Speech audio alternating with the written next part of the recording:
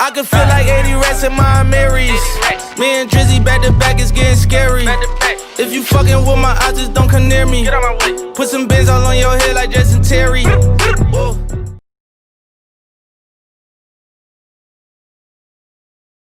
Let's get it. Episode 200.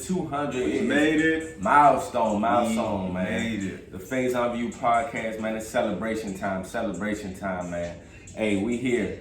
Game shift. We are game shift. Color power. We in the building, man.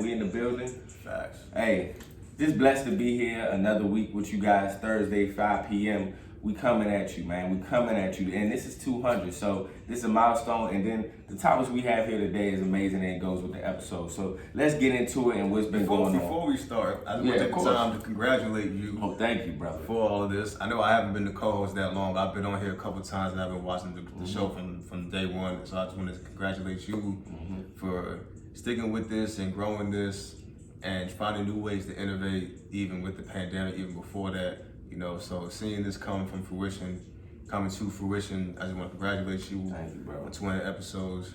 So shout out to my guy, man. Thank you for allowing me to be a part of it. So absolutely, bro. I'm so blessed, bro. So blessed to have friends like you too. That's really there for me with everything in my elevation and growth as a person, and not just a creator, man. You just a day one brother right here. So, man, episode 200 mean a lot for me because, hey, within these times, like he was just pointing to, a lot of people could have just, folded and counted themselves out. But a lot of people stepped up to the table, and both of us have honestly done an amazing job with our companies and with our brands within this time, within this pandemic. And sky's is the limit. Life is always what you make it. We're dealing with the craziest time we've ever seen in our life. And also, you see us still creating and still being in a positive manner, man. So, hey, man, shout out to us and shout out to all the creators and shout out to everybody. Let's get it. And thank you guys for supporting and subscribing with me, man. We wouldn't be nothing. I wouldn't even be doing this if I didn't have supporters and fans and family and loved ones who actually watch and support this. And if you didn't watch, but you told somebody to watch, shout out to you too, because that makes just as much of a difference. Absolutely. You appreciate that. So first and foremost, man, this weekend just passed. Hey, Mike Tyson versus Roy Jones, which was a legendary bout. We never thought that would happen, and you already know what we're gonna talk about. Mike Tyson and Roy Jones didn't even take the, that wasn't really happen. That wasn't even the topic or the best part of that night. So we're gonna talk about that, and Nate Robinson and Jake Paul. We're gonna get into that. Secondly, we want to talk about new music, as you can hear, No Ceilings 3 in the back, and some new things that came out, and also Young Thug, his thoughts on Andre 3000. It really went viral and what he was talking about in regards to Andre 3000. So we're going to get into that. Thirdly, COVID vaccines coming soon. Will you take it? That's a big conversation that really needs to be had within every household right now. And lastly, would you rather be the funniest person in the room or the most intelligent? So let's kick off with 200 straight off with the Mike Tyson, Roy Jones, man. Hey, what did you get and what do you think about the fight? Mike Tyson was in shape, man. I think he could have went 12 rounds, 12 and 2-minute rounds, but he definitely could have went another 4 rounds. I definitely think it was clear that he won the fight. I think Roy Jones felt like he won the fight. When you watched the end of the joint interview, I think Roy Jones felt like that he lost. So the call, I can see why they called it at the time, and but yeah, Mike, to see that was incredible. 15 years of not fighting, losing 100 pounds. That's a different type of mentality you have to have to lose 100 pounds and to want to get back in the ring. And he looked really good, man. That was something great to watch, at least in my opinion. And that was a good fight. And that was great to watch. And to Hugh's point, Mike Tyson, think about it, he hasn't been in the ring for 15 years. Roy Jones Jr., he has been fighting 2 years ago, his last fight. 3 years ago. And it's no knock to Roy Jones Jr. because that's a legend too. But you can just tell by both of their body statures who was really ready for the fight, honestly. And I respect Roy Jones Jr. because, like Mike said, it's not nobody on this planet, I don't even know how much money that would just take a fight with Mike Tyson. I don't care how old he is, because as you see, as he's 54, I'm gonna be real with you. That's probably the top two he's probably ever been. He said it himself. Yeah.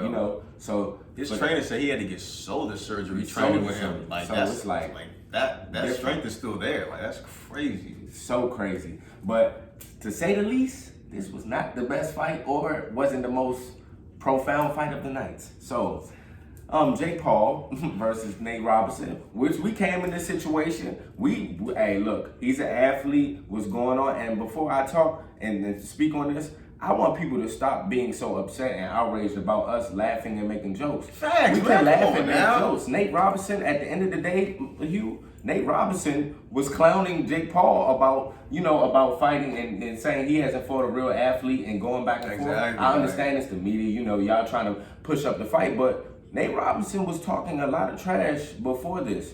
So you really have to hold your own and be about it. And I respect Nate Robinson because he's also, he's taking it, but I don't like a lot of people be like, oh well, you can't be shunning him or you can't, that's what we do with our black brothers and people. It's not just black people, making jokes. So if Jake Paul got knocked out, we'd have laughed at him. Exactly, we would have laughed at him too.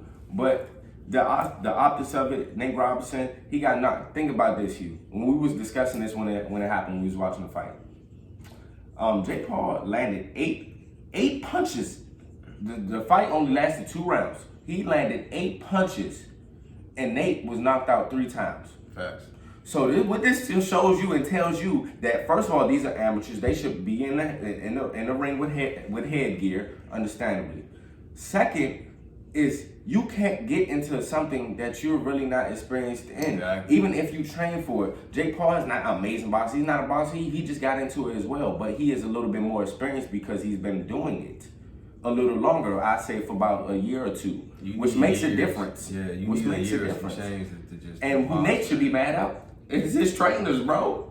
Who trained Nate? I don't understand. He ran. He was approaching the fight. He was approaching the fight like a fight, not a boxing. Not a boxing match. You know what I'm saying? Like you just boxing going like straight in with your head. I mean, Jake Paul, he's not he's really an amateur too. But if you going in with your head, I think he's witty enough to move and knock you out. I mean, and he has the reach. He's 6'1", you was 5'8", 5'9". And his reach was a 76. He had 6-inch reach on you. Yeah. Like I took issue with some. I mean, I think I was in this app and they were talking about only the black community would laugh at their people like this. The Philippines would never. I was like, fam. All the times Pacquiao got knocked out, I'm sure there was some Philippines that were making a lot of jokes. Don't do that. Like everybody laughs at everybody, man. That's a part of life. Like you've laughed at some people that looked like you before. And you laughed at some people that didn't look like you. Right. You can't act high and mighty because this is a celebrity or because of the times we're living in. Mm-hmm. It's like D.L. Hughley said, when he told Kevin Hart that you are not immune to jokes. No one is immune to jokes. There is a level, but no one is immune to jokes. So to sit there and say we shouldn't laugh. Listen, I'm sure he laughed after a while. And then Jake Paul that got knocked out, we'd have laughed at him too. Exactly. What you mean? So. The whole NBA laughed, and they should have because he dedicated a fight to them, and he got knocked out. How can you gonna dedicate a fight to all the athletes in the NBA and on the behalf of them, and then get knocked out? Like the whole NBA was outraged and laughing, and you didn't get knocked out once. That's the sad part for me. He got knocked out a couple times. He got knocked down 3 times, and knocked out. So it's just I understand. Sharp said you had on Knicks colors. What you think was going to happen? What you think people are expecting you to walk in that ring and dominate because that's what we expect. Or at least go the distance. Or at least go the distance. You came in the situation, didn't know what was going on, how anything was solved. Kyrie. Okay. Daddy's on his podcast, man. Come in. Say hi. It's not a podcast without you. I say hi to me. I already see you. What up? All right. We're going to play with toys. But yeah, like we were saying, just with Nate, you can't be mad at the criticism He did take it, but I'm just saying in general, we don't want to hear, oh yeah, well, black people this, black people that. We don't want to hear that. We can laugh and enjoy ourselves. We're in 2020, man. We right. need some comedy. It's like we need some comedy. You not know how many things that's been going on. It's Mike Tyson and Roy Jones Jr. fighting on the all things. Shoot. Like so, that's a 54-year-old man, a 51-year-old man, legends of course, but we don't think we. I just watched RG3 throw passes to Des Bryant yesterday. Like it's 2020 is different. I never thought I'd see that in my life. Absolutely. So, hey, it's just tough year, crazy year, but you make the best of it. So at the end of the day, let's make the best of it. So new music, I'm very excited about this. It's playing now, No Ceilings 3. The classic mixtape dropped by Wayne. What I really love about this series and love about all Wayne mixtapes and everything is the fact that it's free. He's never received a penny off of it to be it free. And he makes a point of it, and he's going on the hardest beats. Man, it's just a blessing to see him in this type of shape in this 2020. Like our legacy acts, like such as the Mike Tyson and Roy Jones, just to see the presence of them, because at the end of the day, they already made that iconic mark. And we all have our views on what we think about Wayne and stuff like that. I'm a Wayne stan, but I have came on here and I do talk about the things with politically and what Wayne does say that actually does rub a wrong way. But I'm gonna be real, just with artistry is involved and rapping wise involved, he's an icon. So it was just good to receive this No Ceilings 3, and he bodied and killed Lamar. Like that's my favorite song on there. Yeah, I like the taking over beat. He steady's doing that with Jay-Z. They got a little raffle, a little competition, but they're each other's. I would say probably favorite, especially Wayne. Favorite rappers, Jay-Z. Yeah, love for one another. Just big love and the best rappers there are. So I was really impressed about the No Ceilings 3, and then also his sons, man. Hearing his sons on there, you just know that music is it's in a bright place, because at the end of the day, we can say hip hop is dead. Everybody says that, but at the end of the day, it's really not. It's just the fact that it's just different. It's just different hip hop and a different type of melody and melodic sound. Hip hop's evolving, man. Hip hop's in a good place. We love our Roddy Ricch. You have Roddy Ricch, you got Thug, you have Gunna, you got Future, you got Drake, and all these are branches off of Wayne. So. I tell people this all the time, man. Whatever you want in hip hop is there for you. You can't complain and say there's no lyricism in hip hop when the top 3 guys in the world are lyricists. The top 3 rappers in the world are lyricists. So whatever you're looking for is there. If you want melodic rap, it's there. If you want mumble rap, it's there. If you want lyrical rap, it's there. If you want female rap, it's there. If you want white rappers, they're there. You know what I'm saying? Like hip hop has everything for you. Is it my go? Yep. So I want you, because this is a question I want, because Hugh, if you haven't noticed, is really a hip hop historian, and he really likes all type of genre music, but what he really is into is lyricism. So I want his thoughts on this and what Young Thug said. Young Thug was talking to T.I. on his podcast and was saying that he doesn't know 2 songs by Andre 3000, which was surprising. That's cap. So I want you to speak on that. First of all, Young Thug is capping, like 100%. I don't think there's a human being on planet Earth that can't name 2 songs by Andre 3000, especially an individual from Atlanta. There's no way. So there's that. And secondly, I honestly don't, because I think he said something about, Elton John likes to kiss butt. Andre 3000 needs his butt kissed, and that's not the case. And so, I don't know, nobody knows, not even T.I. understands where he's getting this criticism of Young Thug from, when there's actual video evidence of 3000 praising Young Thug. 3000 is a fan of Young Thug and what he does and what he brings to the game. So to hear, I think that's why it went viral, because people were confused as to why he would say that. Like, yo, you would think that would be one of his biggest influences. Yeah, like Thug, Andre likes you. And me personally, a person that walks around like New York with no security, just taking pictures of fans, is not a person that needs their butt kissed. Like, he doesn't have to do that. I've been to Soho at least 3 times the last 3 years. I haven't ran into him. I wish I did. But literally, there are so many videos on the internet. He ain't got no haircut. He looks like a homeless guy. He's walking around playing the flute or a clarinet. People find him and they take videos and pictures, and he's just so welcoming. Yeah. That doesn't sound like a guy that needs his butt kissed. A guy that would just randomly walk around people and just show them love. So yeah, I don't understand that.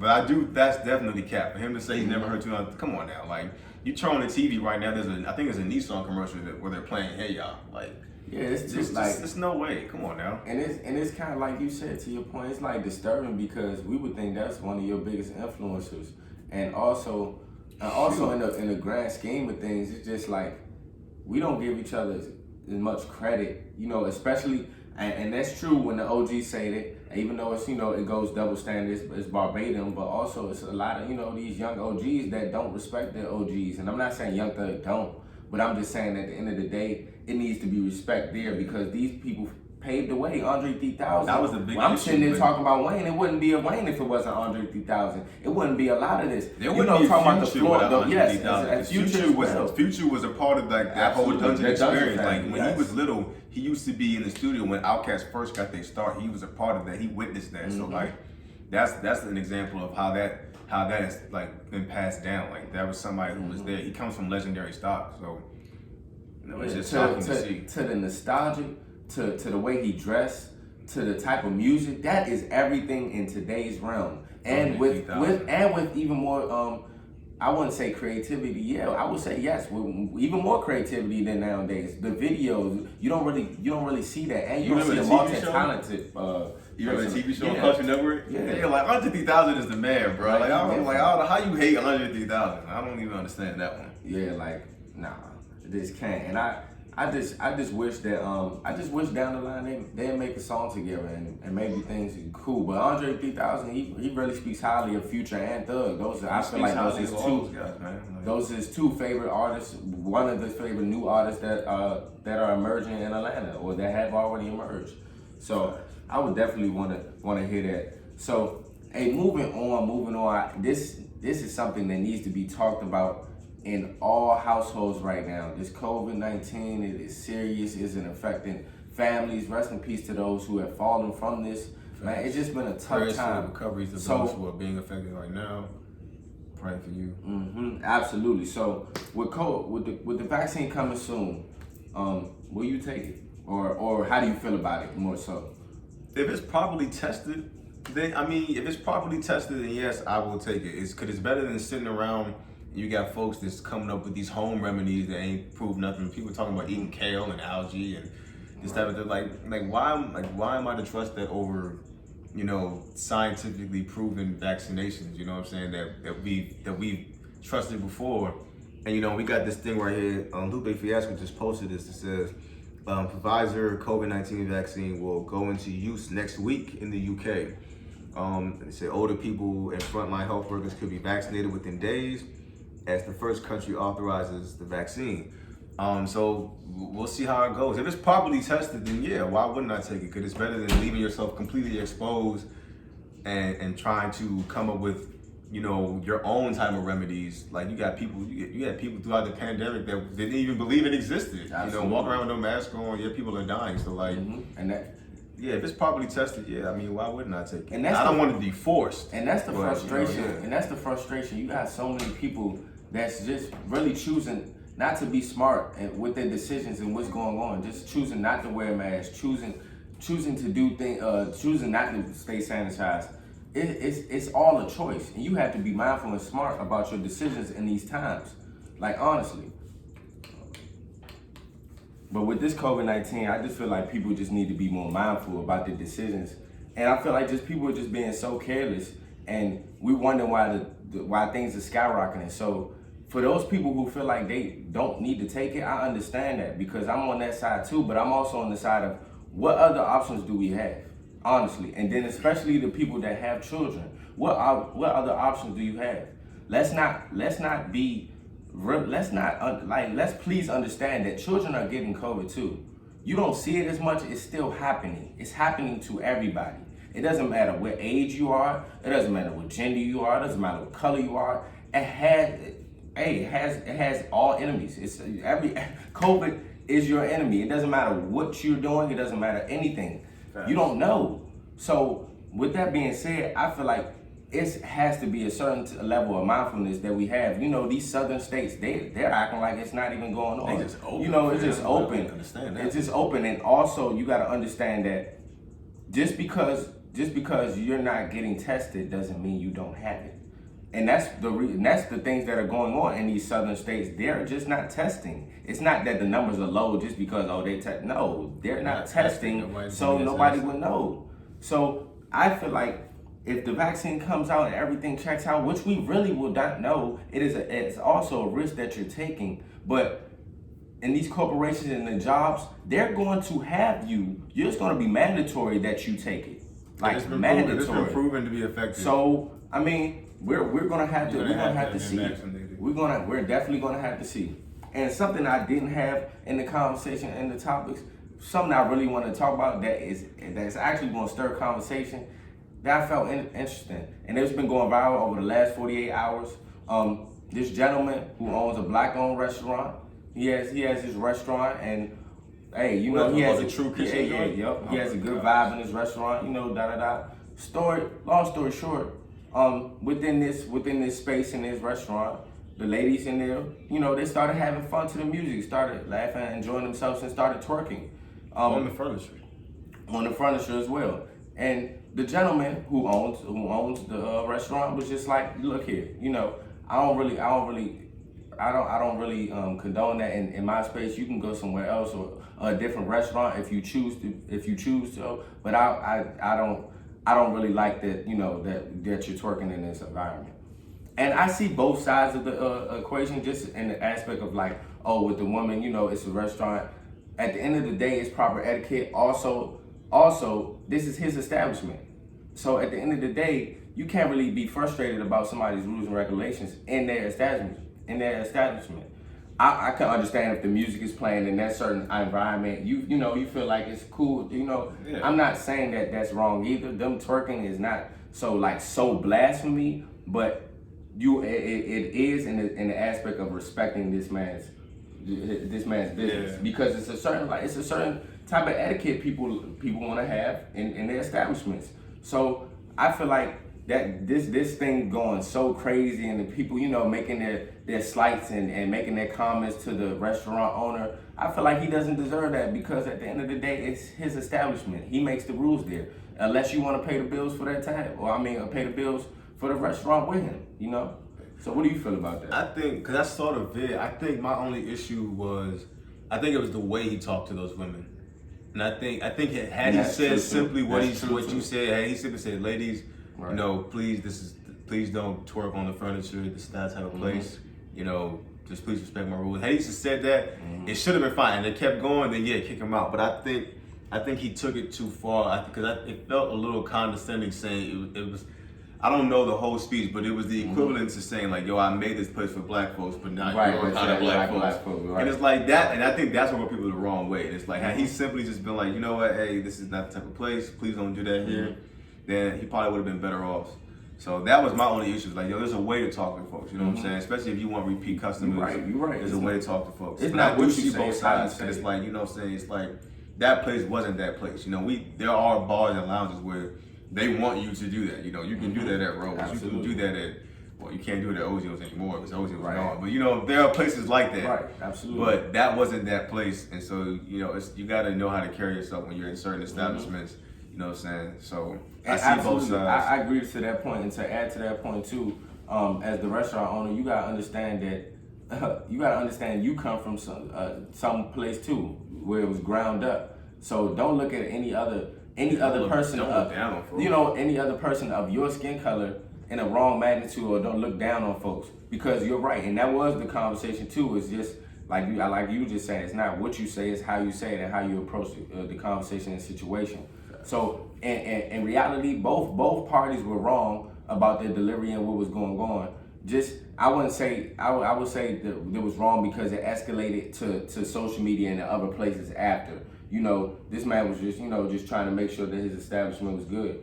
And also, these women was just trying to have fun. So it just went hand in hand with that situation. But I felt like it was, important to bring up, because, things like this is going on. Things could have easily escalated, because we could be sitting there talking about a death or an accident or anything like that, or a whole fight. So just glad it didn't escalate to that point. So lastly, would you rather be the funniest person in the room or the most intelligent? So what would you do? I'm gonna go with the funniest, cause I like being funny, and I feel like people never like the guy that Yeah, I thinks was he's the just about to smartest say in the that, room. bro. People always like the funny guy. Yes, absolutely. Like people always like that guy. So me, I would much rather be the funniest person in the room, cause you don't have to be the most intelligent person in the room to be to be intelligent. The same way you don't have to be the funniest person in the room to be funny. Right. But I think my decision is based off like people's reception. I think people always like the funniest guy in the room. People don't always necessarily like the most intelligent guy in the room. And I would say funniest person in the room too, because it's more so about the connection and the bond that you create with people. And first impressions, like he was saying, like a lot of people don't like a smarty pants or somebody that just think they know it all, or you can't really talk to them, or you can't really have a conversation. It's good with funny people because funny people make the room go around. That's the room. That's the conversation starter. That's how everything evolves around the funny person within the room. So I would definitely say funniest person in the room.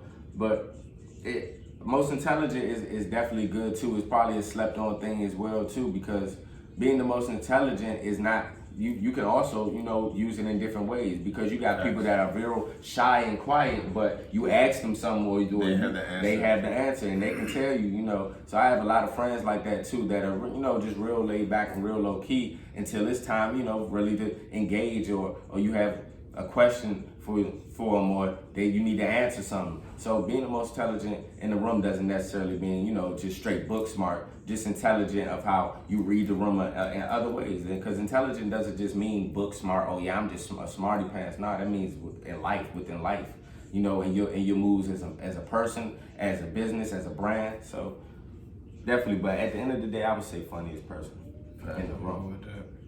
So man, this has been an amazing episode, man. Episode 200. This is just such a blessing. All you subscribers, all you supporters, all the loved ones, all the family, all the friends. We appreciate you. The strangers, everybody, we appreciate you, man. Hey, I will be putting up clips of all the Faison View podcast moments, man, so you get to engage and see all the good moments that we have. And we're going to continue, man, because I want to say I'm going to be on episode 300, 400, 500, 600. Right. I'm not going to stop. The wheels keep going, man. Wheels keep going. We just keep getting better and elevating, man. So make sure you go follow and support. We are Game Shift. Yo, tomorrow, well, actually, not tomorrow, today, because you're watching this at 5 o'clock. So 3 hours from now at 8 o'clock, Game Shift, We Are Game Shift is the Instagram. We will be going live on Instagram. I'm doing a Q&A on there. Our game is called Check Up Top. If you've been on our page, you'll see that we're clearly making a basketball game. So whatever questions you have about the game that I can answer, so come to the live tomorrow at 8 o'clock. We'll be on there. I'll be answering questions. If you want to get on the live and talk with me, ask them in person. We're taking requests. So definitely pull up to the live today at 8 o'clock. Absolutely. We love it. And also, when the collection is coming out and coming soon, Color Power just updated the profile, updated the website. So it's very much coming soon. Make sure you go get this handcraft jewelry by yours truly, man. Yours truly. Get that. Episode 200. Best handcrafted bracelets in the DMV. And we out, man. Much love, man. Much love.